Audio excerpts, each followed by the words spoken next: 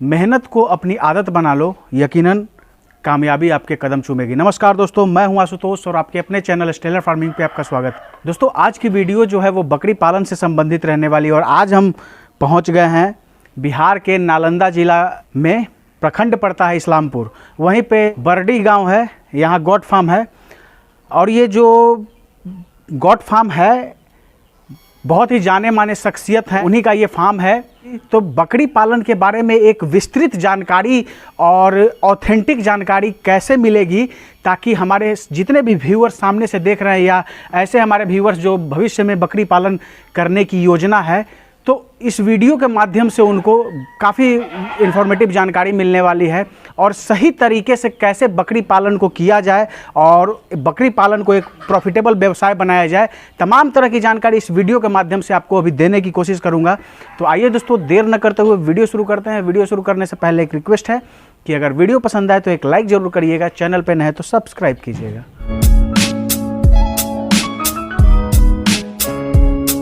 Sir, हमारे channel पे आपका स्वागत है। आपका भी स्वागत है मेरे फोरम पर और सभी किसान भाइयों को नमस्कार। सर, बकरी पालन में आज काफ़ी लोग आ रहे हैं सर, और उसी तेज़ी से फार्म बंद भी हो रहा है। तो उसका कारण हमको जहाँ तक लगता है सर कि एक सही जानकारी जो है वो लोगों को नहीं है, जिसके कारण ये फार्म बंद हो रहे हैं। आप बहुत सही बात बोले हैं कि जितना तेज़ी से बकरी फार्म खुल रहा है उतना तेज़ी से बंद भी हो रहा है। इसका आखिर मेन कारण क्या है? इसका मेन कारण यह है कि देखिए, बकरी पालन में कमाई है, बहुत ही अच्छा कमाई है। तो लोग करते क्या है, सबसे बड़ा गलती क्या करते हैं कि देखा देखी काम शुरू कर देते हैं। बिल्कुल, अरे वो ये काम कर रहे हैं तो हम क्यों नहीं कर सकते हैं। या कुछ लोग यूट्यूब देखकर पूरा एकदम प्रेरित हो जाते हैं, बिना मार्केट सर्वे किए बकरी पालन शुरू कर दे रहे हैं। और कुछ लोगों के मन में क्या धारणा है, बकरियाँ ना है पोस लेंगे, जब हम गाय पोस लिए तो इसको ही पोस ही लेंगे। बिना जानकारी के, बिना अनुभवी आदमी के साथ के वो काम शुरू कर दे रहे हैं। और जो लोग बिल्कुल नए हैं वही लोग इसमें फ्लॉप कर रहे हैं।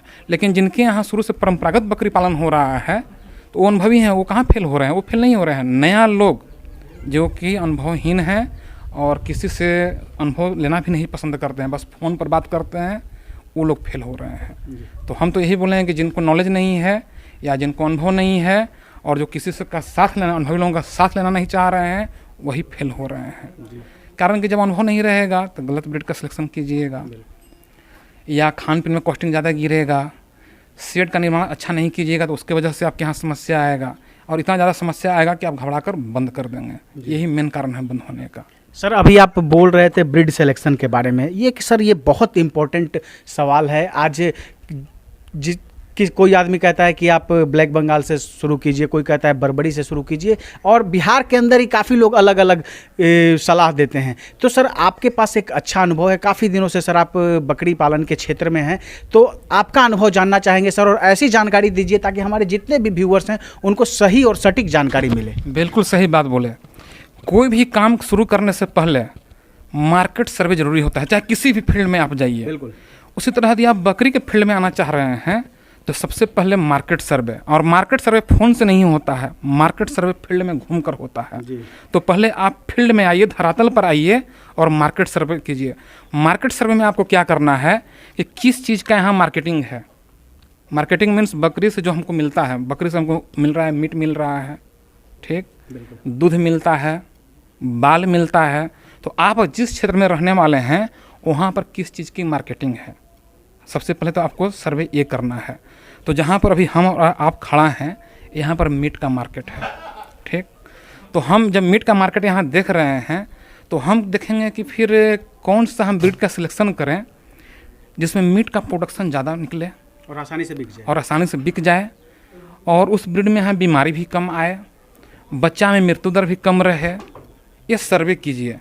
फिर सर्वे के बाद जो आपका निष्कर्ष आता है उस पर काम करना शुरू कीजिए, कभी फेल नहीं कीजिएगा। लेकिन यहाँ तो लोग बस फ़ोन से सर्वे करते हैं, यूट्यूब देखते हैं, काम शुरू कर दे रहे हैं, तो यूट्यूब का रिजल्ट यूट्यूब जैसा ही निकलेगा जी।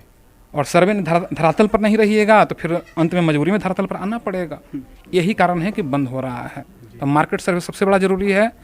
और जहाँ तक ब्रीड की बात पूछ दिए थे उसी में कि कौन सा ब्रीड होना चाहिए, तो हम सलाह देते हैं कि ब्रीड का जब भी चयन कीजिए तो ब्लैक बंगाल से शुरू कीजिए। ब्लैक बंगाल से। लेकिन कुछ लोग बोलते हैं, आजकल देखते हैं, हम यूट्यूब अक्सर देखते हैं कि ब्लैक बंगाल के बच्चों में मोर्टेलिटी बहुत ज़्यादा रहती है। लोग बोलते हैं, अभी सुने होंगे चाहे अभी अभी हाँ बोल ही रहे हैं, और दूध की मात्रा कम होती है, ऐसा लोग बोलते हैं। ऐसा वो लोग बोलते हैं जो कभी धरती पर धरातल पर काम नहीं किए हैं, कभी दूसरा चीज़ का काम कर रहे थे, पैसा आया, बरबरी में पैसा लगा दिए, वो लोग बोल रहे हैं। फील्ड में घूमे हम, जंगल घूमे हम, तो जो हम देखे हैं उसकी बात कर रहे हैं। और जो गांव घर में जो ब्लैक बंगाल देख रहे हैं वो विकृत रूप है। अधिकांश लोग विकृत रूप को देख रहे हैं। क्रॉस ब्रीड हो गया वो। विकृत रूप मीन्स इन ब्रीडिंग की समस्या की वजह से हो गया, या समय से पहले क्रॉस हो गया तो उसमें अच्छा बच्चा नहीं निकल रहा है, दूध नहीं आ रहा है, आप उस रूप को देख रहे हैं। नहीं तो कितना हम ब्लैक बंगाल दिखाएंगे जिसमें दूध भी काफ़ी अच्छा है, 2 बच्चा 3 बच्चा भी दे रही है, बच्चे का भरण पोषण भी अच्छा से हो रहा है। तो आप जब मार्केट सर्वे किए रहिएगा तब ना उस टाइप का देखिएगा, या किसी अनुभवी आदमी का साथ लीजिएगा बकरी खरीदते समय, तब आप उस टाइप का बकरी खरीद पाइएगा। और नहीं खरीद पाते हैं, खरीदते हैं इसी गए बिना जानकारी के, जहाँ तहाँ से बकरी उठा लिए, तो अंत में सब समस्या आना शुरू हो जाता है। तो फिर अंत में बकरी आप पालन बंद कर देते हैं। यहाँ पर व्यूअर लोगों से सर्वे के लिए क्वेश्चन रखते हैं कि यदि ब्लैक बंगाल बकरी में वास्तव में दूध की कमी रहता और उसके बच्चा में मृत्यु दर ज़्यादा रहता, तो ये नस्ल कहिए ख़त्म हो गया रहता। क्योंकि जन्म लेगी 50 गो हर एक साल और मरेगी 60 गो, तो ये नस्ल तो कहिए ख़त्म हो गया रहता। तो फिर भी इतना इसका संख्या बढ़ कैसे रहा है, जबकि प्रतिदिन लाखों की संख्या में बकरी कट भी रही है। फिर भी हम कहीं पढ़े थे सर्वे रिपोर्ट, अभी 4% जनसंख्या वृद्धि दर से इसका संख्या बढ़ रहा है ब्लैक बंगाल का। तो कहाँ इसके बच्चों में मोर्टेलिटी ज़्यादा है? यदि मोर्टेलिटी ज़्यादा रहता तो बस इसका नस्ल कहिए ख़त्म हो गया रहता। यानी कि मोर्टेलिटी कम है, लोग झूठ मूठ के इसका हवा बना रहे हैं। गलती लोग करते हैं, बकरी में गलती नहीं है, लोग गलती कर रहे हैं कि बिना अनुभव के बकरी खरीद रहे हैं और इस टाइप को नुकसान उठा रहे हैं। एक कारण ये हो गया। और ब्लैक बंगाल का दूसरा कारण हम और क्यों उसको पसंद करते हैं और लोगों को सलाह देते हैं, आजकल अधिकांश लोग लो कॉस्ट की बात करते हैं कि हमने लो कॉस्ट की बकरी फार्म स्टार्ट किया। करना भी चाहिए लो कॉस्ट में, और हाई कॉस्ट की बकरी खरीद लेते हैं। तो हम तो उस फार्म को लो कॉस्ट मानते ही ना। लो कॉस्ट फार्म ये होता है कि शेड इन्वायरमेंट में भी कम खर्च किए, बकरी में भी कम खर्च किए और ज़्यादा हम कमाएं। बिल्कुल वो होना चाहिए। कम इन्वेस्टमेंट में ज़्यादा कमाएं तो वो बुद्धिमानी वाली बात है, न कि ज़्यादा लगा दिए और कम कमा रहे हैं, वो बुद्धिमानी वाली बात नहीं है। जैसा कि हम अभी मार्केट के बारे में बताएं, जहाँ पर हम और आप खड़ा हैं, मीट का मार्केट है, तो हम यहाँ पर देखेंगे किस नस्ल की बकरी से ज़्यादा मीट का प्रोडक्शन हो रहा है, ये तो ज़रूर ध्यान देना होगा। तो यहाँ पर केस स्टडी लीजिए एक एग्जाम्पल के रूप में। मान लीजिए कि हमारे पास 15,000 रुपया है, आपके पास भी 15,000 रुपया ही है, ठीक, और दोनों लोग बकरी पालन में आना चाह रहे हैं। आप सिलेक्शन कर लिए बर्बरी का, हम सिलेक्शन कर लिए ब्लैक बंगाल का। 15,000 में आप एक से ज़्यादा नहीं खरीद पाइएगा, एक से ज़्यादा नहीं खरीद पाइएगा। और 15,000 में हम कम से कम 3-4 ब्लैक बंगाल खरीद लेंगे, तो बकरी आपसे ज़्यादा हमारी हो गई। आपकी बर्बरी एक बच्चा देगी, जनरली एक ही बच्चा देती है। ऐसे 60% उसमें डबल किडिंग है जहाँ पर है, लेकिन यहाँ पर मान के चलिए आपकी बकरी 2 ही बच्चा दे दी, मान के चलते हैं। और हमारी ब्लैक बंगाल भी 2-2 बच्चा दी। हमारे पास 4 बकरी हो गया तो उतना ही पैसा में, आपके पास उतना पैसा में 1 बकरी, तो हमारे पास 8 बच्चा हुआ, 8 बच्चा हुआ ना। और आपके पास 2 बच्चा, 6 महीना बाद हमारे 8 बच्चा का वजन कीजिए और आप अपना 2 बच्चा का वजन कीजिए, आपसे ज़्यादा हमारा बच्चा का वजन रहेगा। तो मीट का प्रोडक्शन किससे ज़्यादा हुआ? जाहिर सी बात है ब्लैक बंगाल से। तो इस टाइप से भी लोग तुलना करें तो ब्लैक बंगाल का बकरी खरीदें। लेकिन यहाँ तो लोग हवा बना लिए हैं, गलत ब्रीड का सिलेक्शन कर लेते हैं। जब उनका बिकता नहीं है तो मजबूरी में बंद करते हैं या औने पौने दाम में बेचते हैं। तो औने पौने दाम में बेचते हैं तो फिर लॉस होता है, तो बेचना बंद करना पड़ता है। लेकिन मीट के प्रोडक्शन से ब्लैक बंगाल ही सही है। उसमें एक सलाह और देना चाहेंगे लोगों को, जैसा मेरा अपना अनुभव रहे, मानना न मानना उनके ऊपर है। यदि आपको अनुभव कुछ नहीं है कि हम कैसे बकरी खरीदें, क्या करें, तो क्रॉस ब्लैक बंगाल खरीदे, ऐसा फार्म का चूज किए जहाँ क्रॉस ब्रीडिंग कराया जा रहा है, वहाँ से खरीदिए। कुछ अच्छा नस्ल वाला, जैसे मान लीजिए कि कोई सिरोही से क्रॉस करा रहे हैं, कुछ बर्बरी से करा रहे हैं, तो पिता का भी गुण बच्चा में आ जाता है, तो दुधारू बन जाती है, तो वो भी आप काम कर सकते हैं। लेकिन जो लोग कर रहे हैं सफल भी हैं, कुछ लोग नहीं कर रहे हैं वो सफल हो जा रहे हैं, मेन कारण। सर ये तो ब्रीड सिलेक्शन की बात आपने बताई और काफ़ी तुलनात्मक तरीके से आपने हमारे दर्शकों को बताया। अब सर दूसरा सवाल आता है कि शेड कैसा होना चाहिए सर? शेड निर्माण पे किन किन बातों का ध्यान रखना चाहिए भी हमारे व्यूअर्स को? बहुत सही क्वेश्चन पूछे हैं। शेड कैसा होना चाहिए? शेड जब भी बनाए तो कम से कम बाढ़ग्रस्त एरिया में नहीं बनाए, क्योंकि अक्सर स्थल का चयन सबसे बड़ा मायने रखता है। बाढ़ग्रस्त एरिया में बना लिया, अचानक बाढ़ आ गया, वो चीज़ आपको ध्यान देना है। शेड जब भी बनाए तो ऐसा लोकेशन में बनाए, अगल बगल की मिट्टी से कम 2 फीट 1.5 फीट ऊंचा बनाए, मंचनुमा, ताकि अगल बगल जब बारिश हो तो उसका पानी अंदर ना आए। ये तो बेसिक बात हो गया। लेकिन शेड में जो बुनियादी बात है उसमें क्या क्या ध्यान देना है? सबसे पहला ध्यान फर्श का बनावट, फर्श का बनावट कैसा हो। दूसरा चीज़, उसमें सूर्य का रोशनी आए, क्यों आए इस पर हम चर्चा करेंगे। हवादार हो, क्यों हो इस पर भी हम चर्चा करेंगे। और सबसे मुख्य बात होता है ये छत कैसा हो, और सबका कारण भी हम बताना चाहेंगे कैसा क्यों होना चाहिए। हम पेशाब सूखने की बात किए, फर्श, यदि पेशाब नहीं सूखेगा तो हमेशा नमी रहेगा, और नमी से बकरी बीमार पड़ती है। ये चीज़ तो हो गया। दूसरा चीज़, बकरी के पेशाब में अमोनिया गैस होता है, और अमोनिया गैस जहरीला रहता है। यदि आपके फॉर्म में अमोनिया गैस का भराव हो गया तो बड़ा बकरी तो कुछ बर्दाश्त करेगी, लेकिन दिन प्रतिदिन जहरीला गैस सांस लेगी तो दिन प्रतिदिन कमज़ोर होगी। लेकिन छोटा बच्चा बर्दाश्त नहीं कर पाता, हो सकता है धीरे धीरे कमज़ोर होकर अचानक मर जाए। इसलिए अमोनिया गैस का निष्कासन बहुत ही ज़रूरी है।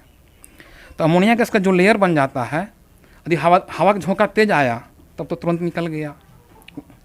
और सूर्य की रोशनी में भी वो ताकत है, सूर्य की रोशनी तो आपका फर्श सुखाने में काम करेगा। सूर्य की रोशनी में भी ताकत है कि अमोनिया गैस के लेयर को तोड़ देता है। इसका जीता जागता उदाहरण है, आप सुबह सुबह धान के खेत में घूमने जाइए, यदि कोई गांव वाले गए होंगे तो वो ध्यान देंगे, सूरज उगने से पहले जब खेत में जाएंगे तो जहाँ तक धान का खेत है वहाँ तक उनको चुनचुनाहट, खुजली महसूस होता है, कारण कि वहाँ से भी अमोनिया गैस निकलता है। और जैसे ही सूर्य का रोशनी आता है और उसके बाद घूमने जाइए, खुजली नहीं होगा। ये प्रत्यक्ष उदाहरण है। तो आपके फार्म में भी सनलाइट आएगा तो अमोनिया का लेयर टूट जाएगा, हल्का सा भी हवा का झोंका आएगा, अमोनिया गैस निकल जाएगा। तो इसलिए सनलाइट, हवा होना ज़रूरी है। एक चीज़ और ध्यान देना है फार्म में कि पछिया हवा से कैसे बकरियों को बचाएं, इस पर आपको कंट्रोल का ध्यान रखना होगा। क्योंकि यहाँ जितना भी पछिया हवा चल रहा है, गर्मी में लू और ठंड में शीतलहरी, तो ये दोनों से आपको बचाना होगा। या तो आप खिड़की लगा के कीजिए, या उधर से पूरा दरवाज़ा उधर से पूरा दीवार उठा के कीजिए, लेकिन आपको ये व्यवस्था हर हाल में रखना होगा। और इसका हम बात करना चाह रहे हैं छत का। छत अधिकांश लोग हमारे यहाँ भी देख रहे हैं कि टीना वाला से बना हुआ है, कुछ लोग एस्बेस्टस से बना रहे हैं, ठीक। तो गर्मी में तौता है, तौता मन उसका हीट नीचे की ओर आता है। तो ये तो जनरल आजकल लोग करने लगे हैं, गर्मी से बचाने के लिए इसके ऊपर पुआल डाल दे रहे हैं। लेकिन कुछ लोग बहुत छोटा सा बात बताने जा रहे हैं, लेकिन नहीं करते हैं। गर्मी में तो कर लेते हैं, जाड़ा में हटा देते हैं, यही भारी मिस्टेक हो जाती है। कारण गर्मी आप बचाव कर लिए तो सोचने वाली बात है, जैसे गर्मी में उसका हीट नीचे की ओर आ रहा है, तो ठंडा में तो ठंडा होगा, तो उसका ठंडापन नीचे आएगा, तो आपका फार्म पूरा ठंडा हो जाएगा, और ठंडा से बच्चा खूब मरता है। तो हम शेड का छत ऐसा बनाएं कि ठंडा और गर्मी दोनों का वो कंट्रोल करे।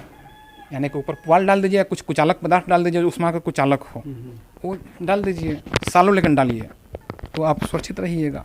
तो मेन ध्यान यही देना है, फर्श, छत, सूर्य का प्रकाश, हवादार और पछिया हवा से बचाव का व्यवस्था, इतना अगर ध्यान देते हैं तो बेसिक फॉर्म का निर्माण यही बेसिक बातें हैं। बाकी तो फिर जैसे जैसे फॉर्म बड़ा होता है तो ये सब पार्टीशन कीजिए, वैसा कीजिए, वो बड़ा चीज़ पर होता है, लेकिन बेसिक बात यही है। सर बहुत बहुत धन्यवाद, बहुत ही बारीकी जानकारी और बहुत तथ्यात्मक रूप से सही जानकारी हमारे व्यूअर्स को देने के लिए धन्यवाद। ओके दोस्तों, ये थे सुधीर सर। अभी 2-3 श्रृंखला में इनकी वीडियो आएगी, चूँकि एक वीडियो काफ़ी लंबा हो जाएगा, आप भी देखना पसंद नहीं करेंगे। तो बकरी पालन से संबंधित हर एक जो कमियां होती हैं और उसको कैसे दूर करेंगे, हर एक फार्मर के साथ ये समस्याएं आती ही हैं। तो इसके बारे में हम संपूर्ण चर्चा आज सुधीर सर से बात करेंगे। ये अलग अलग पार्ट में आएगा, जिसमें हम रोग एवं बीमारी, उसके रोग उपचार एवं रोकथाम के बारे में बात करेंगे। अभी जैसे हम ब्रीड सेलेक्शन और शेड निर्माण के बारे में बात की, अभी आगे के वीडियो में रोग एवं बीमारी के बारे में बात करेंगे। साथ ही बात करेंगे कि बकरी का आहार प्रबंधन कैसा होना चाहिए, बकरियों की खरीद कैसे होनी चाहिए, तमाम तरह की जानकारी आगे की आने वाले वीडियो में मिलेगी। तो वीडियो के अंत तक बने रहिएगा दोस्तों। आशा है ये वीडियो आप सबको काफ़ी पसंद आई होगी। अगर पसंद आए तो एक लाइक ज़रूर करिएगा, चैनल पर नए तो सब्सक्राइब कीजिएगा। Thank you for watching.